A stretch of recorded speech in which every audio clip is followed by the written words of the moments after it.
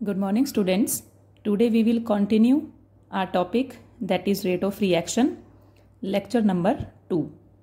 मैंने आपसे last video में एक क्वेश्चन पुट किया था कि if the stoichiometric coefficients of reactants and products are not same then how we will write the rate expression for such type of reactions. तो आप लोगों ने सोचा होगा, चलो आज मैं उसको आपको क्लियरफाई करके बताती हूँ। देखिए, अगर हमें कोई रिएक्शन दी हुई है, for example A+B convert into C, अगर हम इस रिएक्शन के लिए रेट एक्सप्रेशन लिखना चाहते हैं, मीन्स हम रेट ऑफ रिएक्शन के लिए एक्सप्रेशन लिखना चाहते हैं, तो हम क्या लिखेंगे?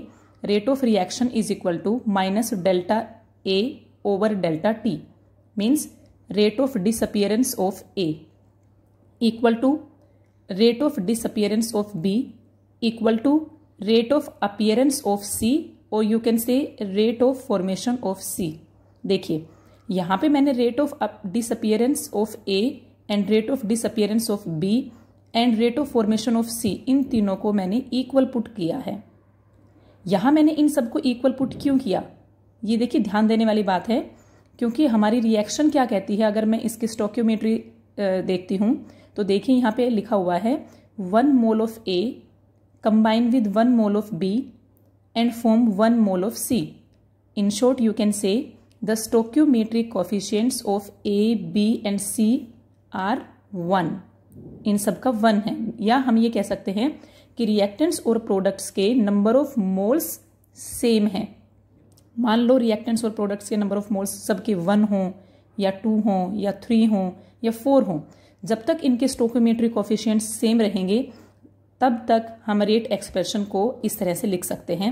Means rate of disappearance of A को हम B के इक्वल पुट कर सकते हैं, इसको हम C के इक्वल पुट कर सकते हैं, इन सबको हम रेट ऑफ रिएक्शन के इक्वल पुट कर सकते हैं। ऐसा क्यों होता है? क्योंकि जब 1 मोल A रिएक्ट करेगा तो 1 मोल ही B रिएक्ट करेगा सेम टाइम के अंदर, और 1 मोल C ही बनेगा सेम टाइम के अंदर, इसलिए ये रेट ऑफ अपीयरेंस या डिसअपियरेंस सब रेट ऑफ रिएक्शन के इक्वल होते हैं। लेकिन अगर हमारी रिएक्शन में रिएक्टेंट्स और प्रोडक्ट्स के नंबर ऑफ मोल्स डिफरेंट हैं, से 4 moles of A combine with 1 mole of B and form 3 moles of C। अब देखिए, ये रिएक्शन क्या कहती है कि हमारे पास एक गिवन टाइम है, से 5 मिनट्स, तो उन 5 मिनट्स में 4 मोल A 1 मोल A के साथ B के साथ कंबाइन करता है। मीन्स 5 मिनट में A के तो 4 मोल रिएक्ट कर जाते हैं और B का सिर्फ 1 मोल ही रिएक्ट करता है। और हमें पता है कि जो रेट ऑफ रिएक्शन होता है that is change in concentration over change in time. तो टाइम तो इन सब के लिए सेम है, बट कंसंट्रेशन का जो चेंज आएगा वो सबके लिए क्या होगा? डिफरेंट। और डिफरेंट क्यों होगा? क्योंकि 4 मोल्स A के जब कंबाइन करते हैं तो केवल B का तो 1 ही मोल कंबाइन करता है, राइट। सिमिलरली 3 मोल C बन जाते हैं उस टाइम। मीन्स हम ये कह सकते हैं कि if we want to write the rate of disappearance of A, तो हम उसे क्या लिखेंगे? माइनस, माइनस आपको पता है इसका मीनिंग क्या है, ये आपका रिएक्टेंट है इसलिए मैंने माइनस साइन लिया है। Change in concentration of A over change in time, this is called rate of disappearance of A। And rate of disappearance of B, change in concentration of B over change in time. And if we want to write rate of formation of C, that is change in concentration of C over change in time. Now, can we put this equal to this equal to this equal to rate of reaction? क्या हम इन सबको rate of reaction के equal put कर सकते हैं? बताइए। हम इनको रेट ऑफ रिएक्शन के इक्वल पुट नहीं कर सकते। सो क्यों नहीं कर सकते वो देखिए। ये जो rate of disappearance of A है, this is 4 times as the rate of disappearance of B। ये 4 टाइम्स है। मीन्स जब A के 4 मोल रिएक्ट करते हैं, मतलब 4 मोल डिसअपियर होते हैं, तो B का तो केवल 1 मोल ही डिसअपियर होता है। तो ये वैल्यू क्या है? This is 4 times, right. और अगर मैं C की बात करती हूं, then rate of formation of C is 3 times, that is rate of disappearance of B। Means जो B का रेट ऑफ डिसअपियरेंस है, इससे 3 times rate of formation of C है, right. So if we want to write the expression for rate of reaction, तो हमें क्या लिखना पड़ेगा? इन तीनों को मैं इक्वल पुट कैसे कर सकती हूँ? देखिए, जो ये वाली वैल्यू है दिस इज 4 टाइम्स किसका? इसका। अगर ये इसका 4 टाइम्स है तो मैं अगर इसको 4 से डिवाइड कर दूं तो ये दोनों वैल्यू क्या हो जाएंगी, इक्वल हो जाएंगी, राइट ना। मीन्स अगर मान लो मैं इसको x मानती हूं और ये वैल्यू है मेरे पास y एंड वी नो कि this x is 4 times that of y का 4 गुना है ये। तो अगर मुझे इन दोनों को इक्वल पुट करना है तो मैं क्या करूं, मैं इसको 4 से डिवाइड कर देती हूं। अगर मैं इसको 4 से डिवाइड करूंगी तो ये दोनों वैल्यू क्या हो जाएंगी, इक्वल हो जाएंगी। And we know this is 3 times of that of b। अगर ये इसका 3 टाइम्स है, मान लिया मैंने इसको z मान लिया, अगर मैं इसको y के इक्वल पुट करना चाहती हूं तो मैं क्या कर दूं, मैं इसको 3 से डिवाइड कर दूं, राइट।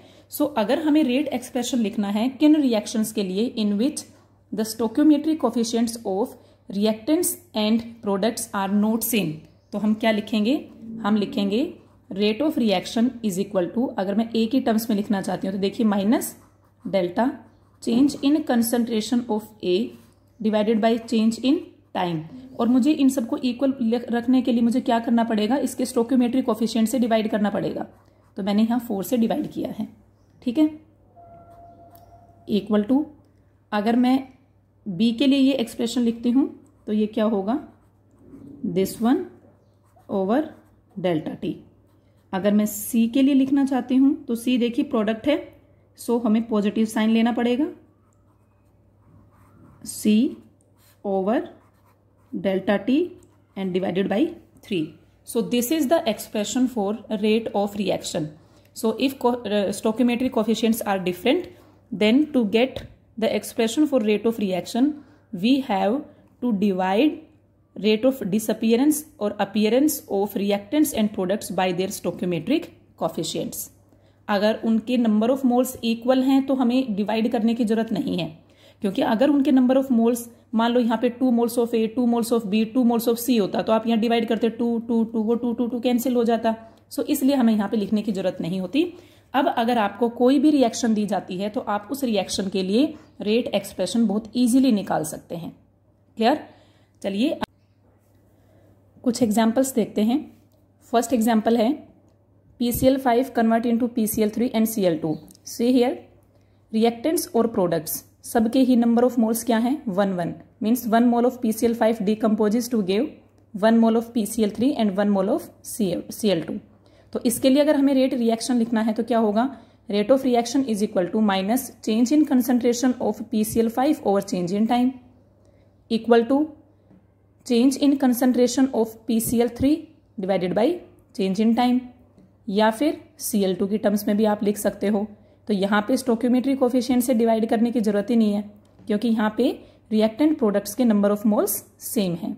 सेकेंड एग्जाम्पल देखिए, सेकेंड एग्जाम्पल में है N2 + 3H2 converts into 2NH3। अब देखिए इस रिएक्शन में when 1 mole of nitrogen reacts with 3 moles of hydrogen then 2 moles of ammonia is formed. So here the number of moles of reactants and products are not equal. So if we want to write the expression for rate of reaction, then rate of reaction is equal to minus sign, क्योंकि reactant है, change in concentration of N2 divided by change in time। अब देखिए N2 का जो rate, N2 पे जो stoichiometric coefficient है वो क्या है, 1, तो 1 यहाँ डिवाइड करने की जरूरत नहीं है, इक्वल टू ये आपके पास है हाइड्रोजन, तो यहाँ हमने माइनस साइन इसलिए लिया क्योंकि रिएक्टेंट है, change in concentration of H2 divided by delta T, और 3 से हमने डिवाइड किया है, ये इसका स्टोइकियोमेट्रिक कोएफिशिएंट है। अमोनिया की अगर आप बात करते हैं तो इसके लिए हमने 2 से डिवाइड कर दिया, क्योंकि अमोनिया का यहाँ पे स्टोइकियोमेट्रिक कोएफिशिएंट 2 है। So this is the rate expression for this reaction. See third example, third example में है 4 moles of ammonia combines with 5 moles of oxygen and form 4 moles of NO and 6 moles of H2O। तो यहाँ पे भी stoichiometric coefficients reactants and products के same नहीं हैं।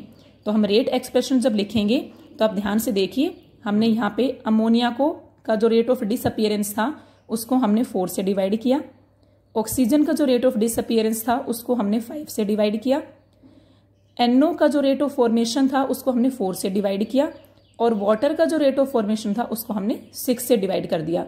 This 4, 5, 4, 6, these are stoichiometric coefficients in a balanced chemical reaction.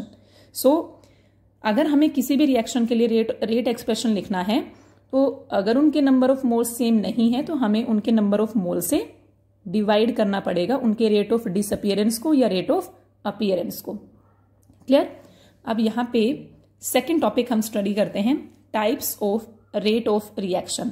देखिए जो rate of reaction होते हैं ये दो टाइप की होती है। First one is known as instantaneous rate of reaction and second one is known as average rate of reaction. देखिए जो इंस्टेंटेनियस होता है, इंस्टेंट का मीनिंग क्या होता है? Instant means at a particular instant.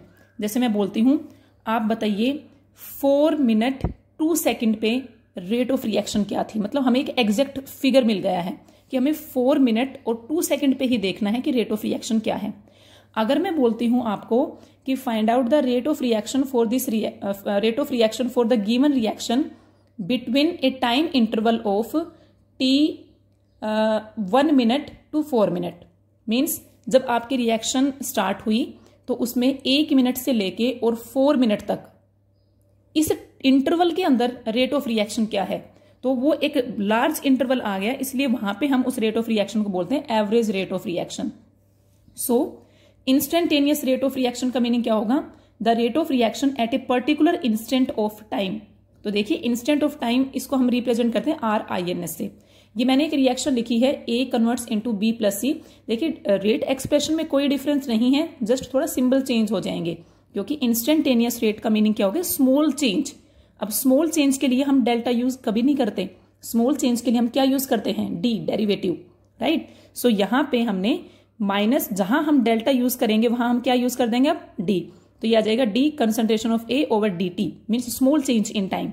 Similarly B के लिए जब यहां लिखा तो हमने DB by DT and DC by DT। If we want to write expression for average rate of reaction, तो इससे पहले हमने सारे एवरेज रेट ऑफ रिएक्शन के ही पढ़े हैं expressions. So the rate of reaction in a given interval of time is equal to is known as average rate of reaction represented by RAV। ये एक्सप्रेशंस आप ऑलरेडी स्टडी कर चुके हैं। सो आपने जस्ट यहां पे मीनिंग देखना है, वो इंस्टेंटेनियस रेट का देखना है और एवरेज रेट।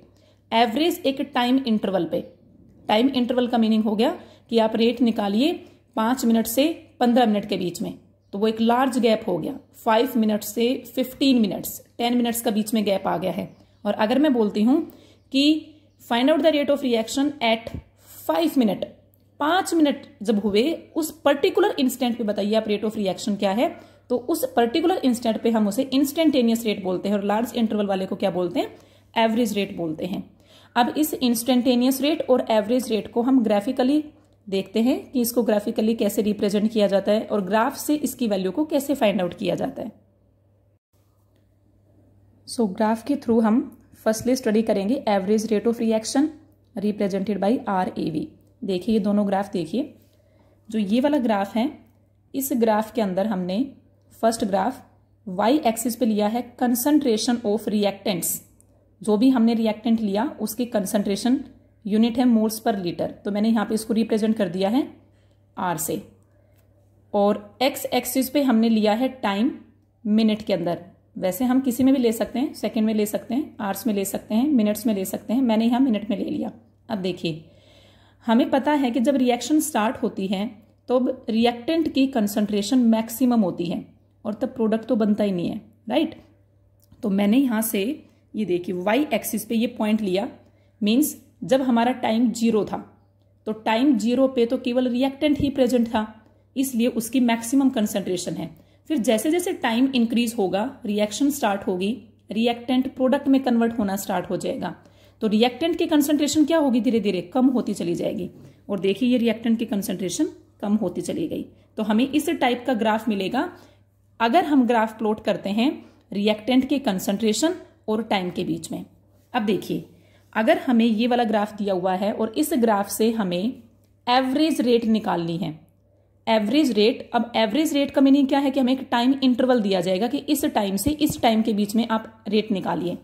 तो यहां पे देखिए फर्स्ट टाइम ये दिया गया है T1 टाइम, तो मैंने इस T1 टाइम को एक्स्ट्रा प्लॉट किया और मुझे एक पॉइंट मिल गया ग्राफ पे, और उसी के कोरस्पॉन्डिंग मैंने Y एक्सिस पे देखा तो मुझे कंसंट्रेशन की वैल्यू मिल जाएगी। मीन्स T1 टाइम पे कंसंट्रेशन कितनी थी? C1। तो हम यहां ग्राफ से C1 की वैल्यू फाइंड आउट करेंगे और T1 की वैल्यू हमें ऑलरेडी पता ही है।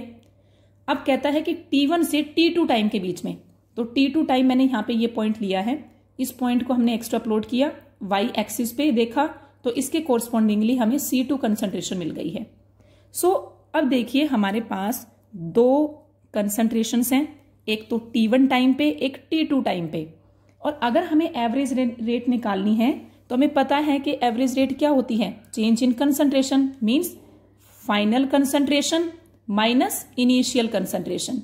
तो फाइनल है हमारी कहां से कहां तक, फाइनल है यहां से यहां तक, this value is final concentration, और इनिशियल कंसंट्रेशन यहां से लेके यहां तक की वैल्यू, ये वैल्यू, राइट। तो देखिए इनिशियल ज्यादा है, फाइनल कम है, तो जब आप फाइनल में से इनिशियल को माइनस करोगे तो वैल्यू क्या आएगी, minus, but rate of reaction is always positive, इसलिए हम रिएक्टेंट के बाहर ये नेगेटिव साइन लेते हैं, ताकि यहां से जो नेगेटिव वैल्यू आएगी वो नेगेटिव वैल्यू और ये नेगेटिव मिलके क्या हो जाएगा, positive. So C2 minus C1 divided by T2 minus T1। तो हम ग्राफ से इस तरह से एवरेज रेट का एक्सप्रेशन निकाल लेंगे, यूनिट आ जाएगी आपके पास मोल्स पर लीटर पर मिनट, ठीक है। लेकिन अगर हमें ग्राफ दिया जाए प्रोडक्ट के बीच में, प्रोडक्ट की कंसंट्रेशन और टाइम के बीच में, ये वाला जो ग्राफ था this is graph between reactant concentration and time, हमें देखना है यहां। अब concentration of products in moles पर लीटर, ये प्रोडक्ट का है, ठीक है, और टाइम हमने मिनट्स में ले लिया। अब देखो जब टाइम 0 था, टाइम 0 यहां पे है, तो क्या 0 टाइम पे प्रोडक्ट बना था, नो, क्योंकि उस टाइम तो जस्ट रिएक्टेंट था। तो उस टाइम प्रोडक्ट की कंसंट्रेशन कितनी थी, प्रोडक्ट की कंसंट्रेशन भी 0 थी, टाइम भी 0, प्रोडक्ट की कंसंट्रेशन भी 0, तो हमारा ग्राफ यहां 0 पॉइंट से स्टार्ट होगा। जैसे जैसे टाइम इंक्रीज होगा रिएक्टेंट प्रोडक्ट में कन्वर्ट होता जाएगा, प्रोडक्ट की कंसंट्रेशन इंक्रीज होती जाएगी, और इंक्रीज होते होते इस तरह का हमें एक ग्राफ मिलेगा, राइट। अब इस ग्राफ पे अगर हमें एवरेज रेट निकालना है at time T1 to T2, तो हमने क्या किया, T1 के कोरस्पोंडिंग कंसंट्रेशन निकाल ली, दैट इज C1, और T2 के कोरस्पोंडिंग हमने कंसंट्रेशन निकाल ली, दैट इज C2, राइट। अब देखिए this one is final concentration, ये फाइनल कंसंट्रेशन यहां से यहां तक की वैल्यू है, ठीक है, और इनिशियल कंसंट्रेशन की अगर मैं बात करूं तो वो यहां से यहां तक की वैल्यू है। तो आप खुद देख सकते हो ग्राफ से कि फाइनल कंसंट्रेशन ज्यादा है, इनिशियल कंसंट्रेशन कम है, और जब आप एवरेज रेट निकालते हैं तो आप क्या लिखोगे, फाइनल माइनस इनिशियल, ज्यादा में से कम को माइनस करोगे तो वैल्यू क्या आएगी, पॉजिटिव। इसलिए हम प्रोडक्ट के लिए जब एक्सप्रेशन लिखते हैं, प्रोडक्ट की फॉर्म में लिखते हैं, तो वहां पॉजिटिव साइन लिया जाता है। So final concentration minus initial concentration divided by final time minus initial time. So ये जो 4 वैल्यूज हैं C1 C2 T1 T2, ये हम ग्राफ से फाइंड आउट करेंगे, वैल्यूज पुट करेंगे और एवरेज रेट निकाल लेंगे, यूनिट हो जाएगी हमारे पास मोल्स पर लीटर पर मिनट, राइट। तो ये था average rate of reaction graphically. अगर हम इंस्टेंटेनियस रेट निकालना चाहते हैं वो भी ग्राफ के थ्रू, तो हम कैसे निकालेंगे, देखिए यहां पे, देखिए जो हमारा इंस्टेंटेनियस रेट है, अब हमें पता है इंस्टेंटेनियस रेट क्या होता है, इंस्टेंटेनियस रेट है at a particular instant of time. तो ग्राफ तो हमें पता है, ये तो हम ऑलरेडी समझ चुके हैं कि ये तो है रिएक्टेंट की कंसंट्रेशन और टाइम के बीच में ग्राफ, और ये है प्रोडक्ट की कंसंट्रेशन और टाइम के बीच में ग्राफ। तो चलिए पहले रिएक्टेंट की कंसंट्रेशन देखते हैं। अगर वो आपको बोलता है कि find out the instantaneous rate at time T, कोई पर्टिकुलर टाइम देगा आपको, तो आपने क्या करना है, टाइम एक्सिस पे आपको जो भी टाइम दिया जाता है उस टाइम के कोरस्पोंडिंग आप वो पॉइंट फाइंड आउट करो ग्राफ के ऊपर, जो आपका ग्राफ था उस ग्राफ पे वो पॉइंट फाइंड आउट कर लो जो T के कोरस्पोंडिंग है, राइट। और जो पॉइंट आया है उस पॉइंट से हम एक टेंजेंट ड्रॉ करेंगे, राइट। तो ये टेंजेंट ड्रॉ की, जब आप ये टेंजेंट ड्रॉ करोगे तो ये टेंजेंट y एक्सिस को किसी एक पर्टिकुलर पॉइंट पे कट करेगा और x एक्सिस को भी कहीं एक पर्टिकुलर पॉइंट पे कट करेगा। तो जहां पे इसने x एक्सिस को कट किया वो पॉइंट मैंने बोल दिया B, और y एक्सिस को जहां कट किया उस पॉइंट को मैंने बोल दिया A। तो इस तरह से आपको एक ट्रायंगल मिलेगी, ये ट्रायंगल है AOB, राइट। तो जब आप इंस्टेंटेनियस रेट निकालना चाहोगे तो वो इंस्टेंटेनियस रेट इस ट्रायंगल का स्लोप होगा, और स्लोप क्या होता है, स्लोप होता है tan थीटा, और tan थीटा क्या होता है, परपेंडिकुलर ओवर बेस। तो अब आप खुद देखिए, ये आपके पास एक ट्रायंगल है जिसको हम राइट एंगल्ड ट्रायंगल बोलते हैं। अगर आप इसका स्लोप निकालना चाहते हो तो ये क्या है, ये इसका परपेंडिकुलर है, ये क्या है, ये बेस है। तो हमने क्या करना है कि स्लोप की वैल्यू निकालनी है। तो ये स्लोप क्या आ जाएगा, परपेंडिकुलर क्या है, ये AO, या आप इसको OA भी बोल सकते हैं। तो ये आपके पास आ गया OA, ये बेस क्या है OB, तो ये आ गया हमारे पास OB। तो ये हम ग्राफ से ये वैल्यू फाइंड आउट करेंगे, पुट करेंगे। लेकिन ध्यान देने वाली बात क्या है यहाँ पे कि ये जो आपके पास ग्राफ आया है, ये जो लाइन आई थी, ये टेंजेंट आई थी, ये टेंजेंट आप देख सकते हो, इसका स्लोप क्या होगा, नेगेटिव आएगा इसका स्लोप। ठीक है, तो हम यहाँ पे नेगेटिव वैल्यू लगाएंगे ऑलरेडी, क्योंकि जो इंस्टेंटेनियस रेट, अगर रिएक्टेंट की कंसंट्रेशन दे रखी है तो इंस्टेंटेनियस रेट होता है नेगेटिव स्लोप, क्योंकि स्लोप ऑटोमेटिकली नेगेटिव आएगा। तो स्लोप का नेगेटिव और ये बाहर वाला नेगेटिव, नेगेटिव नेगेटिव क्या हो जाएगा, पॉजिटिव हो जाएगा। ठीक है, तो ये इंस्टेंटेनियस रेट हमारे पास आ जाएगा OA ओवर OB मोल्स पर लीटर पर मिनट। क्लियर। अब आप अगर प्रोडक्ट के टर्म्स में देखना चाहते हैं तो देखिए, प्रोडक्ट का ये ग्राफ था, and if you find out the rate of reaction, that is instantaneous rate of reaction at time t, ये टाइम t है, तो t के कोरस्पोंडिंग आप ग्राफ पे पॉइंट फाइंड आउट करिए, उस पॉइंट के कोरस्पोंडिंग एक टेंजेंट ड्रॉ करिए, और उस टेंजेंट से आप एक राइट एंगल ट्रायंगल बनाइए। तो ये आपके पास एक राइट एंगल ट्रायंगल बन गया। अब आप देखो, इस टेंजेंट का जो स्लोप आएगा वो क्या आएगा, पॉजिटिव स्लोप आएगा। ठीक है, तो इसका आप स्लोप निकाल सकते हैं। स्लोप क्या होता है, perpendicular over base, means this OA over OB, या आप BOB बोल सकते हैं। तो ये वैल्यू हम ग्राफ से फाइंड आउट करेंगे, जिससे हम स्लोप निकाल सकते हैं। अगर हमें इंस्टेंटेनियस रेट निकालना है फ्रॉम ग्राफ, तो हमें स्लोप की वैल्यू, स्लोप किसका, जिस पर्टिकुलर इंस्टेंट ऑफ टाइम पे आप रेट निकालना चाहते हैं, उस पर्टिकुलर इंस्टेंट से ग्राफ पे जो पॉइंट आएगा, उस पॉइंट से आप जो टेंजेंट ड्रॉ करोगे, उससे राइट एंगल ट्रायंगल बनेगी, उस राइट एंगल ट्रायंगल का स्लोप, राइट। और अगर हम एवरेज रेट निकालना चाहते हैं, तो एवरेज रेट के लिए हमें जो भी पर्टिकुलर इंटरवल्स ऑफ टाइम दिए जाते हैं, उन इंटरवल्स के कोरस्पोंडिंग हम कंसंट्रेशन निकालेंगे, और कंसंट्रेशन निकाल के हम उन वैल्यूज को ग्राफ से फाइंड आउट करके पुट करके सोल्व करेंगे। Clear. So this is graphical representation of average rate of reaction and instantaneous rate of reaction. अब देखिए, हम इस चैप्टर में अभी तक स्टडी कर चुके हैं रेट ऑफ रिएक्शन क्या होता है, रेट ऑफ रिएक्शन की यूनिट क्या होती है, रेट ऑफ रिएक्शन को हम किस तरह से रिप्रेजेंट करते हैं। कोई रिएक्शन दी जाए, अगर उसके स्टोइकियोमेट्रिक कोफिशिएंट सेम है या डिफरेंट है, तो हम रेट एक्सप्रेशन कैसे लिखेंगे, rate of disappearance, rate of appearance, और साथ में एवरेज रेट और instantaneous rate, graphical representation, right. अब नेक्स्ट टॉपिक आता है, वो है factors affecting rate of reaction. तो एक बार देखिए, फैक्टर्स मीन्स हमारी रिएक्शन की स्पीड किन किन फैक्टर्स पे डिपेंड करती है। तो फर्स्ट फैक्टर है नेचर ऑफ रिएक्टेंट्स।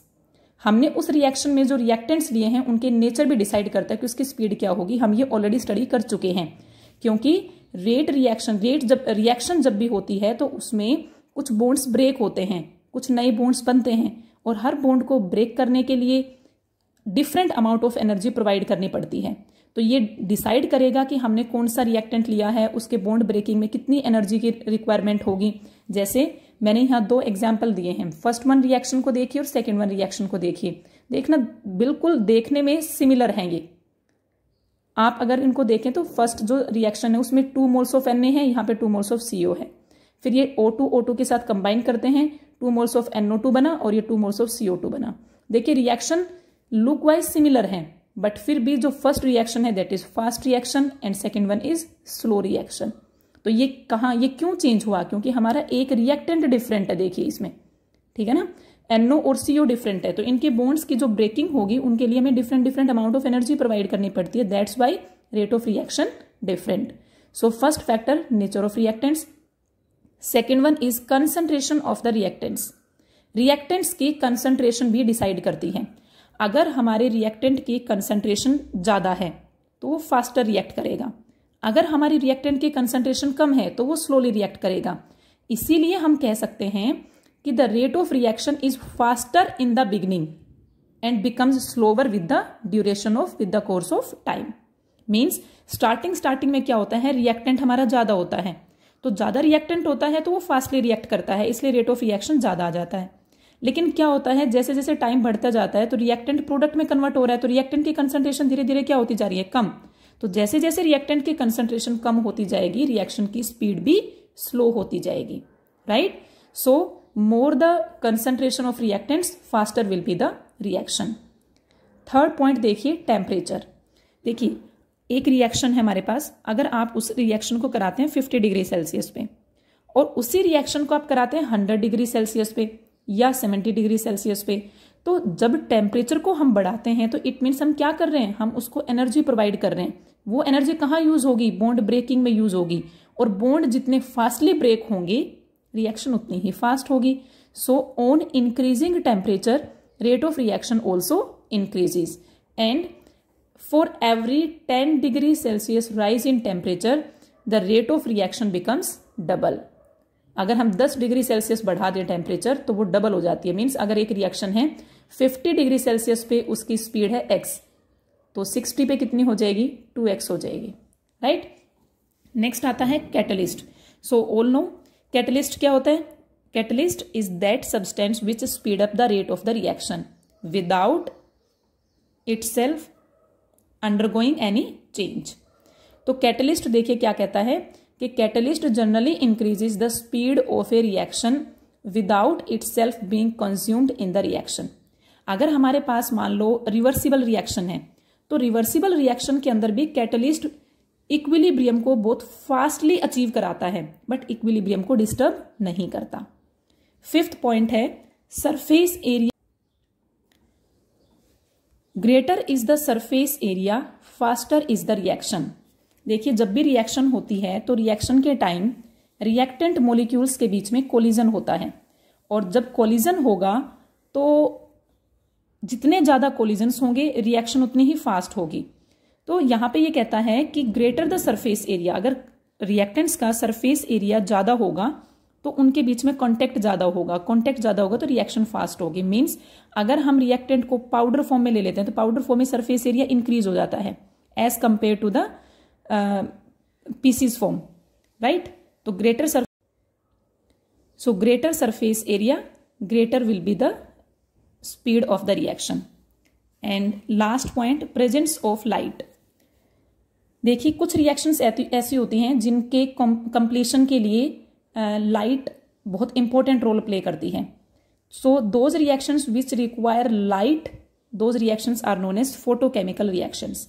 सो अगर फोटोकेमिकल रिएक्शंस को हम डार्क में कराएं तो वो रिएक्शंस तो होंगी ही नहीं। सो जो लाइट की प्रेजेंस है ये केवल उन रिएक्शंस के लिए है जो फोटोकेमिकल होती हैं। तो अगर हम उन्हें लाइट में कराएंगे तो उनकी स्पीड फास्ट होगी, बट अगर हम उन्हें डार्क में कराएंगे तो हो सकता है कि वो हो ही ना, इवन उनकी स्पीड 0 भी हो सकती है। So these are the factors affecting rate of reaction. तो आप इस टॉपिक को पढ़िए and try to understand it. Thanks.